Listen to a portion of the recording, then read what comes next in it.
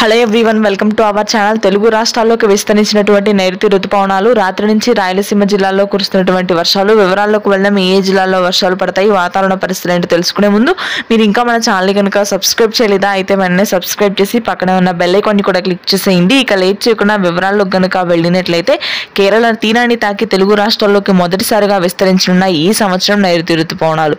ప్రస్తుతానికి తిరుపతి, చిత్తూరు, పలమనేరు ప్రాంతాల్లో మోస్తరు వర్షపాతం నమోదవుతుంది. రాత్రి నుంచి ఈ వర్షాలు ఇదే విధంగా కొనసాగుతాయి మరొక 2 రోజుల పాటు.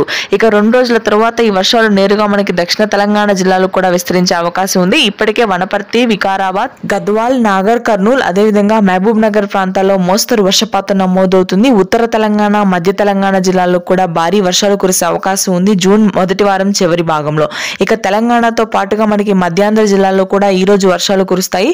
అక్కడక్కడ తేలికపాటి జల్లులు నమోదవుతాయి. గుంటూరు, కృష్ణా, కోనసీమ, నెల్లూరు, ప్రకాశం, అదేవిధంగా కర్నూలులోని దక్షిణ ప్రాంతాల వరకు కూడా ఈ రోజు రాత్రి భారీ వర్షాలు కురిసే అవకాశం ఉంది. ఉత్తర తెలంగాణ జిల్లాలో ఆకాశం మేఘావృతమై ఉష్ణోగ్రతలు తగ్గుముఖం పడతాయి. ఇది ప్రస్తుతానికి ఉన్న వెదర్ అప్డేట్. Thank you.